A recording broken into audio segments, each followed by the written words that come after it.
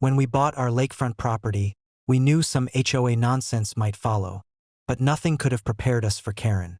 HOA Karen, self-appointed sheriff of everything within a mile radius, had apparently decided that even our private lake was subject to her rules.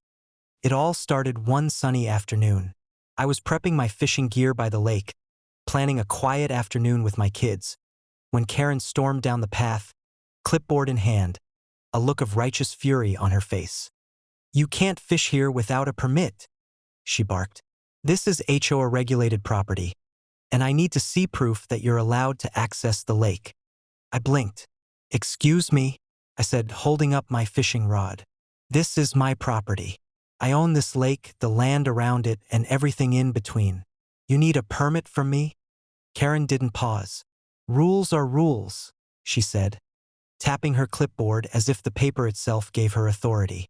"Anyone using the lake must submit an application and pay fees. That includes you."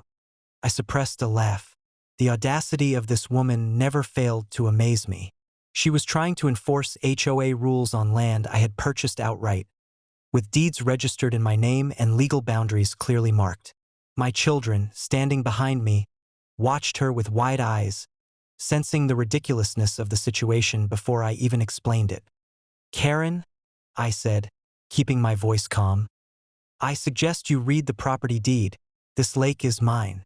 You have no jurisdiction here." Her eyes narrowed, the kind of glare reserved for people who think authority is a magic cloak that makes them untouchable. But before she could retort, I reached into my pocket and pulled out a copy of the deed, highlighting the lake boundaries, my name, and the legal language that proved I owned the land outright.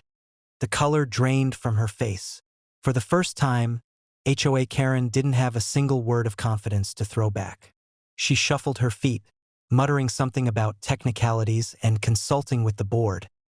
But it was clear she had no plan to recover from this.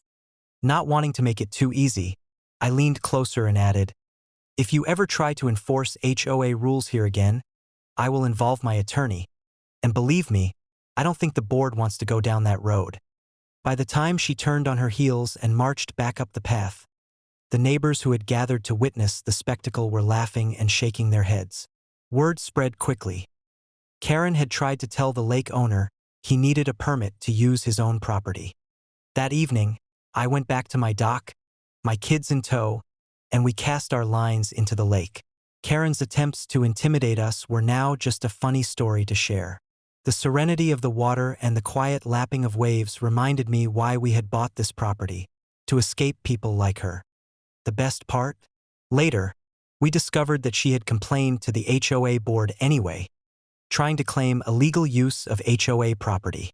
They reviewed the deeds and laughed her out of the meeting, formally warning her that she had no authority over my land. Karma had fully arrived. Since then, every time she drives by and glares at our lake, we wave from the dock, fishing poles in hand, with smiles that say, without words, "Nice try, Karen."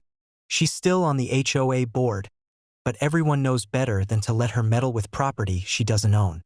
Owning land comes with responsibilities, yes, but sometimes it also comes with the sweet satisfaction of watching a control freak finally realize they can't boss everyone around. Karen may think rules are everything, but deeds, law, and common sense will always win.